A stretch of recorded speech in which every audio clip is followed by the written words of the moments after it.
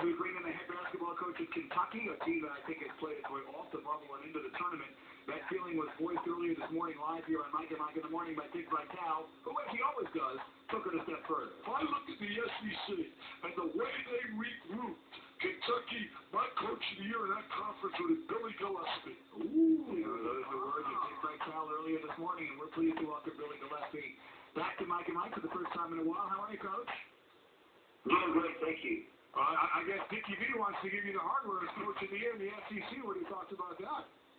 Well, hey, we got to understand who Dickie V is, and he's the best. But how good is he for college basketball? Just a tremendous person forever and ever. And we're really glad to have him back after missing him for a couple months this year. But our team has kind of personified the way Dickie V is. Unbelievable effort, never stay die attitude, come back and get them strong. Well, take us through the roller coaster, starting with November 7th when you lose to Gardner-Webb in your second game, and you find yourself 1-1, losing to Gardner-Webb, and then all the way to now, finishing the way you did in the conference and beating Florida. But start with that second game of the season and where you went from there. Well, that was my birthday, guys, and November 7th.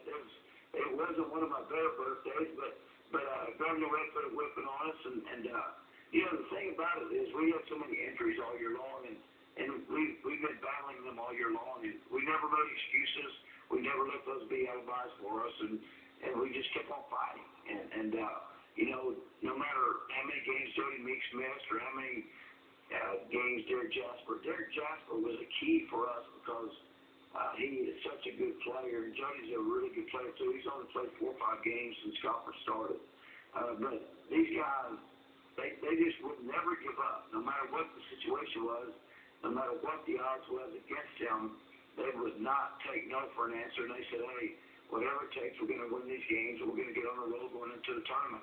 Mike and Billy Gillispie, the coach of Kentucky. I remember we had you on the show right after you took the job last year, and you told us, you know, you understood that Kentucky comes with a completely different set of expectations. So it's one thing to have a tough start to your season somewhere else. What was it like to have the tough start to your season, injuries or not, at Kentucky, where basically every move you make is going to be scrutinized the way it is?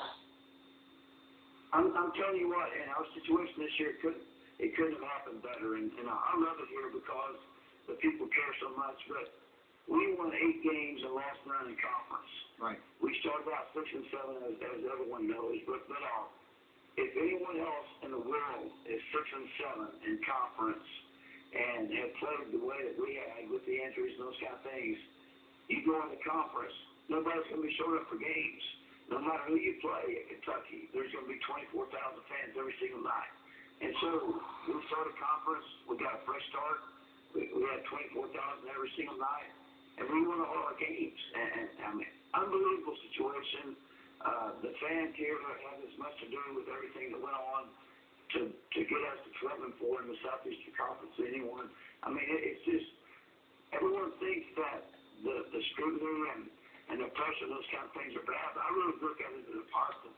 Mike and Billy Gillispie, Kentucky has only lost 1 game in the last month, and that was by 3 points to Tennessee. They actually won 11 of their last 13, and they always say how you finish up says a lot about how it may go in the tournament for you. So you're finishing up strong. If you're healthy and playing at your best, how far can you take this team?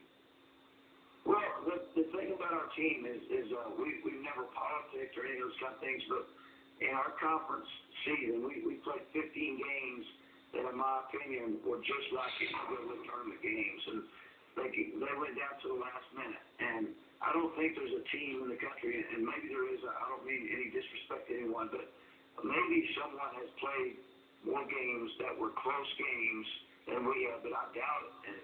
And in those 15 games, we came out on top 12 of 15 times. So we have been battle-tested to play until the end.